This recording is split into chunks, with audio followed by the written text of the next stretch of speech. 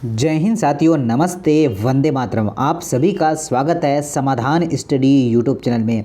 तो साथियों, आप सभी के लिए मैं फिजिक्स जो है आज आपको सॉल्व करवाने वाला हूँ। आपको देखिए पेपर काफ़ी बच्चे बोलते हैं कि सर ये पेपर नहीं है पीएनएसटी का। देखिए ये रोल नंबर है, ये नाम है बच्ची का, और 18 तारीख का फर्स्ट शिफ्ट का ये पेपर है और भोपाल इनका सेंटर था। अब मैं यहाँ से आपको करवा रहा हूँ फिजिक्स को सॉल्यूशन। किसको करवाएंगे? फिजिक्स को हम लोग यहाँ से सॉल्व करने वाले हैं, और उसके बाद केमिस्ट्री भी आपको सॉल्यूशन मिल जाएगा। तो देखिए मेरे साथ सब कुछ समझना है कि कैसे मैं क्वेश्चन को सॉल्व करता हूँ और कितना हमने क्लास से क्वेश्चन किया है। तो चलिए आज का पहला क्वेश्चन ध्यानपूर्वक आपको सुनना है और जो है समझना है और कॉपी में नोट डाउन भी करना है। पहला क्वेश्चन बोला है कि यल लंबाई की एक छड़ को एक छोर से जो है आपका क्या करना है, गुजारने वाली और उसकी लंबाई के लंबवत अक्ष के सापेक्ष अपवर्तनांक की त्रिज्या आपको बोला गया है। तो देखिए गाइस, अगर बात करें अपवर्तनांक की त्रिज्या हमें निकालने बोला है तो 1/√3 होता है। और कौन सी लंबाई की बात कर रहे हैं? एल की, तो ये हो जाएगा L/√3 हो जाएगा। क्या होगा? पहला क्वेश्चन का राइट आंसर होगा L/√3 होगा। यह आपको ध्यान देना है, ध्यान रखना है। आगे देखिएगा, बोला है कि एक इलेक्ट्रॉन और प्रोटॉन, पता है आपको कि नाभिक में क्या होता है, तो आपका पीएन होता है, प्रोटॉन और न्यूट्रॉन होता है। ये तो आपको ऑब्वियसली पता है। तो देखिए क्या क्वेश्चन यहाँ से उठ के आया है कि एक इलेक्ट्रॉन और प्रोटॉन एक समान विद्युत क्षेत्र में है, उनके तत्व का अनुपात आपको ज्ञात करना है। तो आपको पता है प्रोटॉन और न्यूट्रॉन के जो है m द्रव्यमानों का अनुपात इस क्वेश्चन का राइट आंसर हो जाएगा। P/N, मतलब इसका जो मास होगा m1 और m2, ये इसका रेशो कहलाएगा। सी आंसर सत्य है। क्या सभी साथी कर पाए? क्या सेकेंड क्वेश्चन, दो क्वेश्चन सॉल्व कर लिया है। अब आते हैं तीसरे क्वेश्चन की ओर। का कौन से क्वेश्चन की ओर? तीसरे क्वेश्चन को। क्वेश्चन को ध्यानपूर्वक समझना है। क्वेश्चन थोड़ा लेंदी है पर आपको क्लास से ही क्वेश्चन बोला गया है, पूछा गया है। देखिए क्वेश्चन क्या बोल रहा है, ठीक है। एक जो है समानांतर प्लेट संधारित्र को 50 वोल्ट विभवांतर पर चार्ज किया जाता है। कितना वोल्ट? 50 वोल्ट विभवांतर पर चार्ज किया जाता है। इसके बाद जो है, ठीक है, मैं जूम करके बता दूँ, इसके बाद एक प्रतिरोध के द्वारा 2 सेकेंड तक डिस्चार्ज किया जाता है, तब इसका विभव कितना होता है? 10 वोल्ट हो जाता है। तो संधारित्र में ऊर्जा का आपको क्या बोला गया है, ठीक है, ऊर्जा आपको ज्ञात करनी है। तो चलिए सभी बच्चा ध्यानपूर्वक इस क्वेश्चन को सॉल्व कैसे करता हूँ देखिएगा, ठीक है। सब कुछ यहाँ लिखा हुआ है आपके समक्ष। देखिए साथियों, इलेक्ट्रॉन वोल्ट की बात करें, यहाँ पर इसने दिया है संधारित्र का, तो क्या 50 में यहाँ पर लिख दूँ क्या? बिल्कुल। तो 2 सेकेंड पश्चात, कितने सेकेंड में बोला है? 2 सेकेंड पश्चात। तो 2 सेकेंड पश्चात ये कितना हो जाएगा? तो ये देखिए 10 कम हो जाता है, यहाँ पर दिया है। तो V1 आपका मैं 50 माइनस का 10 लिखकर 40 कर दूँ क्या? 40 वोल्ट, बिल्कुल कर सकते हैं। तो प्रारंभिक ऊर्जा मुझे निकालना पड़ेगा फर्स्ट टाइम, मतलब प्रारंभिक ऊर्जा हम लोग निकालेंगे 1/2 CV का स्क्वायर। हम लोग MV का स्क्वायर करते हैं, मास है ही नहीं है, हम लोग को V के साथ खेलना है, तो V लिख दिया मैंने। तो ये होगा आपका, तो चलिए मान रख देता हूँ इस पर, तो 1/2 C मल्टीप्लाई 50 का स्क्वायर। कोई दिक्कत? ये प्रथम वाला है, ठीक है साथियों, प्रथम वाला है। और सेकेंड वाला संधारित्र की होगा किसका? तो इस सेकेंड वाले की बात करें, जो हमने 40 लाया है ना, ये तो एक दिया है, ये V1 हो गया, ये V1 हो गया, ये V2 हो गया मान के चलिए। तो V2 सेकेंड की बात करें, 1/2 आपका CV का स्क्वायर बराबर 1/2 C मल्टीप्लाई 40 का स्क्वायर। ये समीकरण 2 और समीकरण 1, और समीकरण 1 को दोनों को भाग लगाएंगे तो क्या होगा? जरा ध्यानपूर्वक सोचिएगा। ये चीज़ें कट जाएगी। क्या होगा? ये चीज़ से कट जाएगी। और क्या होगा साथियों? क्या होगा? ये 0 से ये 0 तो कट जाएगा, ठीक है ना। तो क्या बचा रहेगा? 5 का स्क्वायर क्या होगा साथियों? ऐसा तो नहीं काटते, आपको मैंने पहले भी बता दिया है। तो देखिए क्या कर सकते हैं हम लोग, 5 का स्क्वायर कितना, ये वाला जो समीकरण 2 है ऊपर लिखना है, समीकरण 1 नीचे लिखना है। तो 4 × 16 मतलब ये 1600 होगा, और नीचे 5 × 25 मतलब 2500 होगा। 2 शून्य से 2 शून्य कट चुके हैं, अब कितना बचा? 16। तो किससे कट जाएगा? अगर ये कट जाएगा आपका, किससे कटेगा? चलिए नहीं कटेगा क्या? भाग लगा दीजिए, कोई दिक्कत नहीं है। तो ये आ जाएगा आपका 0 पॉइंट जो है कितना आएगा? 0.64 सॉल्यूशन कर लीजिएगा। ठीक है, 25 में भाग नहीं जाता इसलिए 0 लगाया, फिर 1 लगाया तो 25 चक 150 होता है, बच गया कितना फिर 10 और 25 चौ 100 मतलब होगा 0.64। क्या सारे बच्चों को समझ में आ चुका है क्या? बहुत अच्छा क्वेश्चन था, सिंपल क्वेश्चन था, टाइम की मॉडिफिकेशन के कारण आपने इस क्वेश्चन को छोड़ दिया होगा। मैं पुनः एक बार आपको रिपीट करके सॉल्व कर, मतलब एक क्वेश्चन को मैं 2 बार सॉल्व करवा रहा हूँ। एक बार समझ में ना भी आए, रिकॉर्डेड क्लास है, पर एक बार समझ में ना आए तो आप लोग पुनः इस क्वेश्चन को समझ सकते हैं। मैंने क्या किया साथियों, यहाँ पर एक समानांतर प्लेट दिया है, तो एक तो दिया आपको, जो सेकंड वाले की बात करें कितना दिया साथियों, तो सेकंड वाला 50 दिया हुआ है, और इसने बोला है कितना कम हो जाता है, तो देखिए यहाँ पर देखिए यहाँ पर कितना हो जाता है, 10 जो है गिर जाता है, मतलब पहले तो 50 था, फिर कितना हुआ, देखिए मैं पुनः एक बार सॉल्व कर दूँ तो ये देखिए 1/2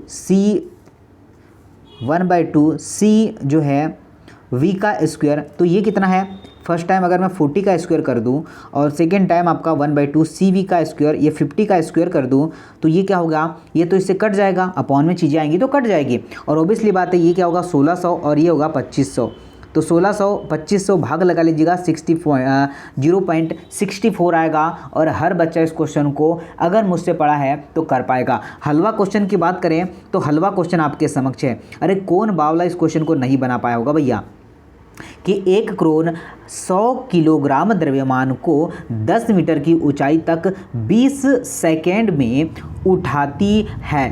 क्रोन की क्षमता आपको ज्ञात करना है। जब भी आपको ऐसा क्वेश्चन समझ में आए जिसमें जी का मान दिया हो और साथियों जिसमें टाइम भी दिया है, तो MGH मसाले लगाना था। मैंने आपको काफ़ी बार ऐसे क्वेश्चन करवाए हैं कि साथियों MGH मसाले लगा लीजिएगा।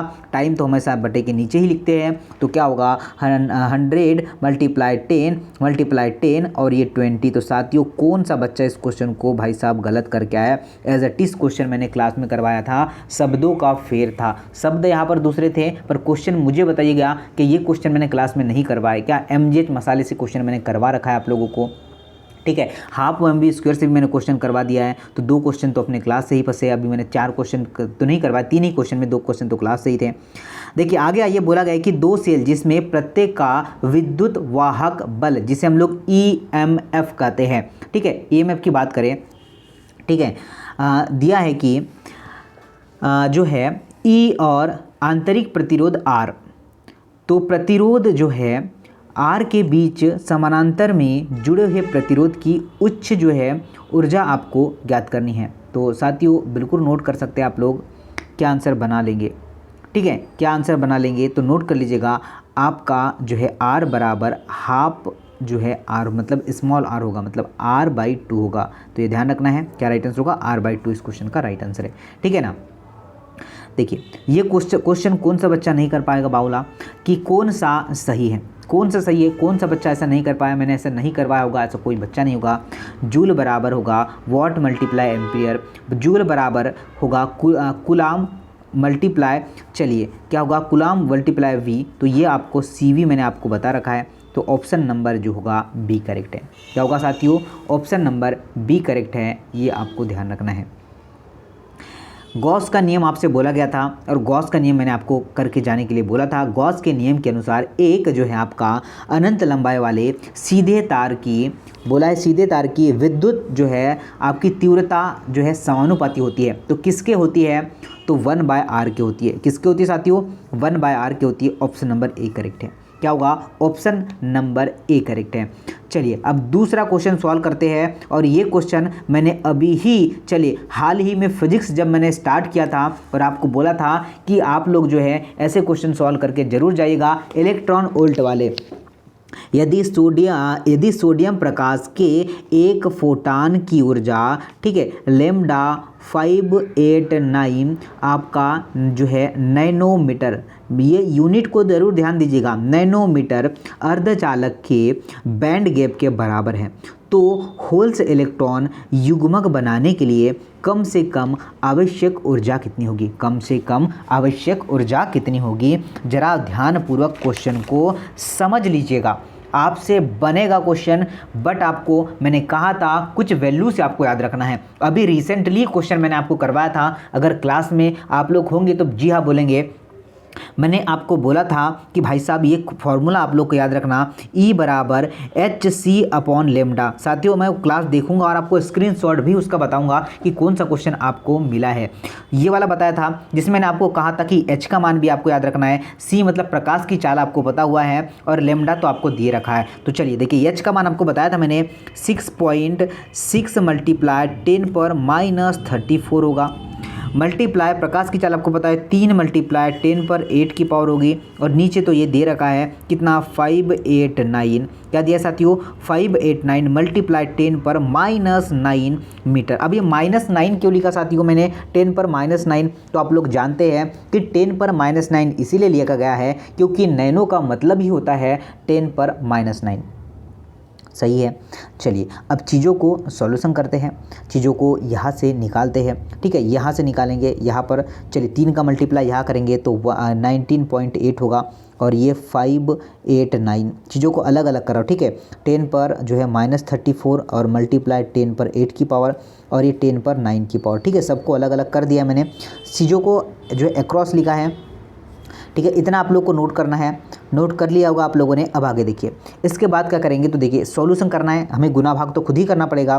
तो 0.03 आ जाएगा यहाँ पर, 0.03 मल्टीप्लाई 10⁻⁻17 की पावर होती है, अपॉन में होगा आपका 1.6 मल्टीप्लाई 10 पर जो है 90 की पावर। अब जो है क्या होगा तो साथियों आपको पता है कि एक इलेक्ट्रॉन वोल्ट में मुझे इसे कन्वर्ट करना पड़ेगा। मान मुझे इलेक्ट्रॉन वोल्ट में चाहिए, तो इलेक्ट्रॉन वोल्ट में चाहिए तो ये चीज़ें क्या होगी, कट जाएगी। मतलब हमें क्या है यहाँ पर भाग लगाना पड़ेगा इलेक्ट्रॉन वोल्ट का। इलेक्ट्रॉन वोल्ट का भाग लगाएंगे तो हमारा राइट आंसर 2.1 आ जाएगा, ऑप्शन नंबर ए। साथियों समझ में आया क्या, मुझे बताइए। ठीक है, समझ में आ चुका होगा आप लोगों को, समझ रहे। एक इलेक्ट्रॉन वोल्ट बराबर कितना होता है, तो नीचे मैंने एक इलेक्ट्रॉन वोल्ट बराबर लिख दिया है। ऊपर भी गुना करेंगे तो चीज़ें कट जाएगी, और इसका मल्टीप्लाई जब आप करेंगे तो 2.1 आंसर आ जाएगा। समझ गए। मैं एक बार पुनः आपको समझाने की कोशिश कर दूँ। E बराबर होता है आपका HC/λ। तो H का मान याद रखना था, बाकी और C का मान तो आपको मैंने कई बार बता चुका है कि आपका C का मान 3 मल्टीप्लाई 10 पर जो 8 की पावर होता है। H का मान क्या होता है साथियों, तो H का मान भी मैंने आपको बता दिया है कि H का मान क्या होता है 6.6 मल्टीप्लाई 10 पर -34 की पावर। आगामी एग्जाम के लिए बिल्कुल ध्यान रखना है कि जो चीज़ें हमने गलत किया है अब पुनः हमसे वो गलत नहीं होना चाहिए। ठीक है ना साथियों। चलिए आगे चलते हैं। ठीक है, आगे चलते हैं। देखिए अब नेक्स्ट क्वेश्चन क्या है। नेक्स्ट क्वेश्चन थोड़ा लेंदी है, पर आपको मैं पूरा बताऊंगा कहाँ से क्या चीज़ें बनी हैं। देखिए एक जो है आपका बैटरी के टर्मिनल, ठीक है, टर्मिनलों के एक क्रॉस जो है विभवांतर 50 वोल्ट है। क्या है, एक क्रॉस तक जो विभवांतर कितना है 50 वोल्ट है।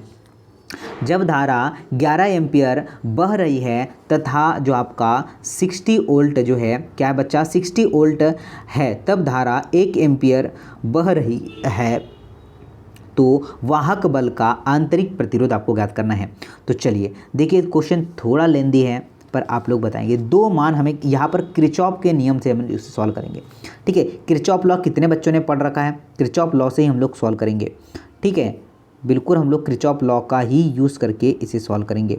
ठीक है, ये आर है, ये कैपिटल आर है, ये तो दे रखा है आपको 50 वोल्ट। ठीक है बच्चा, यहाँ से धारा बहेगी आई, तो ये आई भी दे रखा है आपको 11 एम्पियर की। ये देखिए मैं यहाँ पर लिख दूँ, आप लोग जो है अपनी कॉपी में नोट कर लीजिएगा। फिर ये R2 दे रखा है इसने, ठीक है ना, ये इस तरीके से यहाँ पर R है। ये कितना दिया है सर जी, ये 60 वोल्ट दिया है कैपिटल आर का मान, और ये धारा 1 एम्पियर दे रखे आपको 1 एम्पियर। तो आपको इस आर का मान समथिंग ज्ञात करना है। ठीक है, चलिए अब कैसे सॉल्व करेंगे, दोनों आपने चीज़ें नोट कर लिया होगा। अब देखिए किरचॉफ नियम से मैं इसे सॉल्व करूँगा। ठीक है, किरचॉफ नियम से इसे सॉल्व करूँगा। 50 + 11 जो मल्टीप्लाई आर जो है -E बराबर 0, ऐसे जो है इसे सॉल्व करते हैं। मैं इसे अब थोड़ा मिटा दूं और सॉल्व करवाता हूं। ठीक है, देखिए 50 प्लस, ठीक है, ये फॉर्मूला होता है R जो है -E बराबर 0, तो ये होगा समीकरण पहला।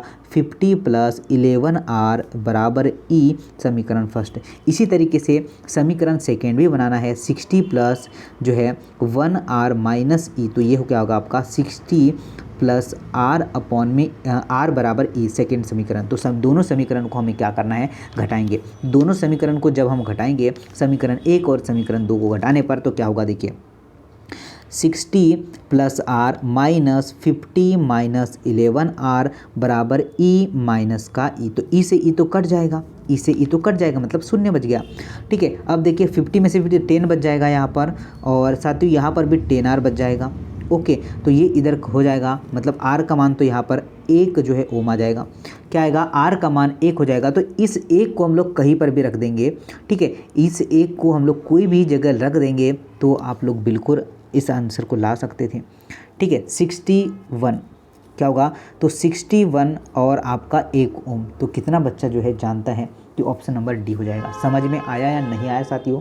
ठीक है, क्वेश्चन एक बार में समझ नहीं आएगा, क्योंकि मुझे भी इस क्वेश्चन को सॉल्यूशन करने के लिए थोड़ा जो है समझना और जो है काफ़ी चीज़ों को एनालिसिस करना पड़ा, उसके बाद ही। तो ये हम 30 सेकेंड में नहीं बना पाएंगे इस क्वेश्चन को, तो इस क्वेश्चन को हमें तो छोड़ना ही था।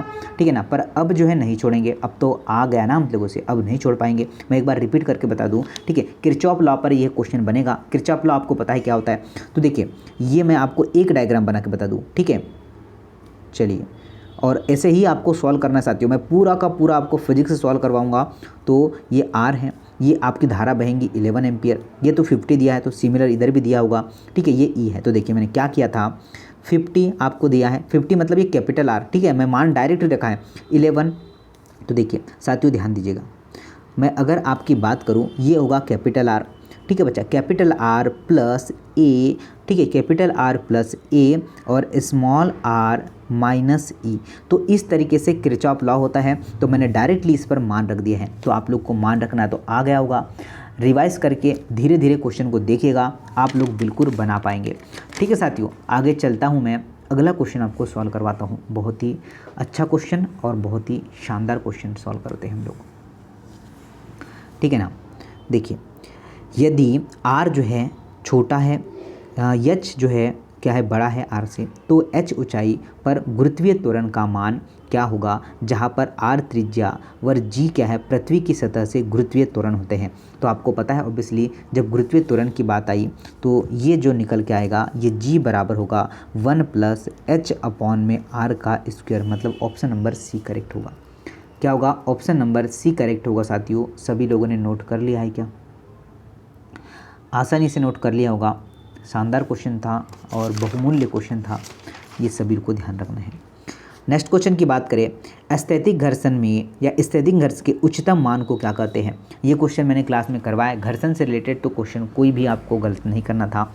घर्षण स्थिरांक, नॉर्मल घर्षण, रोलिंग घर्षण और आपका होगा लिमिटिंग घर्षण, जिसे हम लोग सीमांत घर्षण कहते हैं। तो राइट आंसर बन जाएगा आपका सीमांत घर्षण। स्थैतिक घर्षण के उच्चतम मान को क्या कहते हैं? तो सीमांत घर्षण कहते हैं, ये आप लोग को ध्यान रखना है। यूरेनियम नाभिक के घनत्व का ऑर्डर ऑफ मैग्नीट्यूड जो आपका परिणाम क्या होता है? तो आप लोग फिर बता पाएंगे क्या हो सकता है? डायरेक्टली सिंपली याद करना था, 10⁻17 की पावर किलोग्राम मीटर जो है आपका घन। तो ये आप लोग जानते हैं, पर मीटर घन, ये आपका option number first right answer था। चलिए अब एक सिंपल सा क्वेश्चन आपके समक्ष सॉल्व करते हैं। देखने में तो सिंपल है बट इसे थोड़ा लेंदी हम लोग सॉल्व करना पड़ेगा हमें। देखने में तो साथियों चुटकी भर दिख रहा है, पर जब सॉल्यूशन करेंगे तो थोड़ा लेंदी है। एक 50 वोल्ट की बैटरी से, क्या बोला गया है, एक 50 वोल्ट की बैटरी से 10 ओम का प्रतिरोध जोड़ा जाता है। धारा 4.5 एम्पियर है, तो बैटरी का आंतरिक प्रतिरोध ज्ञात करना है। क्या ज्ञात करना है? बैटरी का आंतरिक प्रतिरोध आपको ज्ञात करना है। तो वही हमें करना पड़ेगा, ठीक है, जो हमने अभी किरचॉफ लॉ में किया था सिमिलर। तो गाइस किरचॉफ लॉ तो काफ़ी क्वेश्चन देखने को मिले थे आप लोगों से और मैंने काफ़ी अच्छे देखे। तो इसने ई का मान आपको दे रखा है, कितना सर जी? 50 वोल्ट। कोनो को दिक्कत। आर आंतरिक प्रतिरोध ज्ञात करना है। ये तो आपको 10 जो है रेजिस्टेंस दे रखा है, आई 1.5 दे रखा था, अब मान तो रखना था। आंतरिक प्रतिरोध का फॉर्मूले की बात करें तो फॉर्मूला होता है साथियों आपका ई माइनस स्मॉल जो है आपका आई आर अपॉन में आई ही होता है। तो मान रखिए ई का मान कितना होता है, तो ई का मान तो आपको दे रखा है इसने 50, ठीक है। ई का मान तो दे रखा है 50 माइनस आई 4.5, रजिस्टेंस दिया है 10 मल्टीप्लाई 10 किया है और नीचे भी आपका 10 आएगा। तो देखिए ये तो जो है 10 10 10 ये तो हो जाएगा, ये तो 45 होगा, तो 5 अपॉन में आपका 10 हो जाएगा क्या, 5 अपॉन में 10 हो जाएगा क्या, कि गड़बड़ कर रहे हैं क्या हम लोग? जी हाँ, अच्छा यहाँ पर गड़बड़ कर रहे हैं हम लोग, 10 नहीं होगा, यहाँ पर आई का मान रखना है तो 4.5 होगा। तो देखिए 4.5 होगा, लिख लिया हमने। अब देखिए क्या होगा, ये जो दशमलव है इसको जैसे कि वैसे रखता हूँ, ठीक है। तो ये दशमलव का यहाँ पर चलिए, तो पहले हमको ऊपर वाला सॉल्व करना पड़ेगा क्योंकि माइनस में काट नहीं सकते अगर कोई चीज़ माइनस में हो तो ये मल्टीप्लाई करूँगा तो 45 होगा, मतलब 5 तो ऊपर रह जाएगा, क्या होगा 5 और 50, ठीक है। 45 से 5 और ये 45, समझ रहे आप लोग? चीज़ें समझ में आई क्या? चीज़ें समझ में आ रही क्या? ठीक है ना, इतना आपको करना है। तो ये पॉइंट तो नीचे रहेगा ही रहेगा, ठीक है, पॉइंट यहाँ पर रहेगा, ये काट दूंगा तो 1.9 आएगा। तो अगर 1/9 यहाँ पर आ गया तो 1/9 मतलब क्या होगा 1.11 आपका राइट आंसर होगा, ठीक है। 9 का 9 10 का करेंगे तो आपका राइट आंसर क्या बन जाएगा, ऑप्शन नंबर जो है डी बन जाएगा। चीज़ें समझ में नहीं आई होगी, मैं एक बार पुनः रिपीट करके बता दूँ फॉर्मूला कैसे निकालते हैं। पहले ये तरीका सुन लीजिए, टोटल रजिस्टेंस अपॉन टाइम, ठीक है, टोटल रजिस्टेंस अपॉन में टाइम। तो टोटल रजिस्टेंस क्या है ई, और ये होगा आपका capital R plus small R. तो देखिए इस तरीके से मैंने जो है आपको समझाया है। तो देखिए स्मॉल आर जो है आप sorry I R plus I small R अब बराबर ई। तो यहाँ से हम लोग कॉमन ले लेंगे किसको साथियों, आई आर को, और ये इधर चल जाएगा तो ई माइनस आर। तो यही तो फॉर्मूला मैंने अभी आपको करवाया था।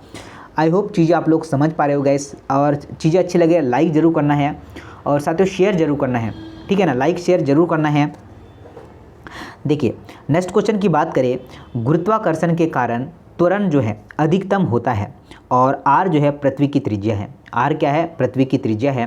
देखिए पृथ्वी की सतह पर आपका जो है पृथ्वी के केंद्र पर और पृथ्वी की सतह से r/2 की गहराई पर। तो साथियों देखिए ऑप्शन नंबर आपका राइट आंसर होगा पृथ्वी की गहराई पर, ऑप्शन नंबर जो है ए करेक्ट होगा। क्या होगा, पृथ्वी की गहराई पर इस क्वेश्चन का राइट आंसर है। आगे देखिए, दो चालक गोले जिनकी त्रिज्या r1 r2 है पर आवेश क्रमशः q1 और q2 है, तो एक दूसरे से जोड़ दिया जाए तो तंत्र की ऊर्जा में कोई बदलाव नहीं होता है। या फिर होगा आपका, ध्यान दीजिएगा क्या है कि जब तक q1 जो है r2 बराबर q2 r1 न हो जाए तंत्र की ऊर्जा में कमी होती है। तो जी हाँ साथियों, इसका आंसर हो जाएगा बी। क्या होगा, बी आंसर होगा। नेक्स्ट क्वेश्चन देखिए साथियों क्या बोला गया है। नेक्स्ट क्वेश्चन आपको दिख रहा होगा कि 600 केल्विन पर आपका शीतलन की दर, यदि आपका वातावरण का तापमान 300 मतलब 300 केल्विन एच है तो शीतलन की दर कितनी होगी, 19 जो होगा केल्विन पर। तो साथियों ये एक आप सभी लोगों के लिए होमवर्क होगा, क्योंकि हम लोग ज़्यादा सेशन बड़ा नहीं कर सकते। मैंने 15 क्वेश्चन आपको करवाया है। मुझे बताइए यहाँ से कितने क्वेश्चन, पहले तो मुझे आप लोग से सभी से निवेदन है कि कितना क्वेश्चन मैंने आपको करवा रखा है और कैसे जो मैंने आपको बताया है क्या उसी पैटर्न पर क्वेश्चन नहीं आए क्या। इतना तो आप लोग एटलीस्ट कमेंट्स करके बता दीजिएगा, क्योंकि काफ़ी बच्चे संतुष्ट नहीं है कि सर क्लास से क्वेश्चन नहीं आए हैं। साथियों क्लास से ही क्वेश्चन आए हैं। किरचॉफ लॉ मैंने पढ़ाया है, ठीक है, मैंने ओम्स लॉ भी पढ़ाया आप लोगों को, ये वाले भी क्वेश्चन करवाया मैंने। क्या 1/2 आपका mv² नहीं करवाया क्या आप लोग को, mgh वाले क्वेश्चन नहीं करवाया क्या आप लोगों को, बताइए। सारा क्वेश्चन तो करवाया है मैंने आप लोगों को। फिर आपको डिफ़िकल्टी कहाँ, टाइम थोड़ा आपको जो है डिफ़िकल्टी गई जिसके कारण नहीं बन पाया है। तो ये क्वेश्चन आपके लिए होमवर्क है। इसको जो है मैं आपको आगे जो है 15 क्वेश्चन कल करवाऊंगा, ठीक है ना। तो आपका जो है आपको पढ़ने में भी थोड़ा आसानी जाएगी और ज़्यादा डिफ़िकल्ट नहीं लगेगा सेशन। तो चलिए आई होप, जय हिंद, नमस्ते, मिलता हूँ नेक्स्ट सेशन में। चीज़ें समझ आई, पसंद आए, लाइक करना, शेयर करना। जय हिंद, वंदे मातरम।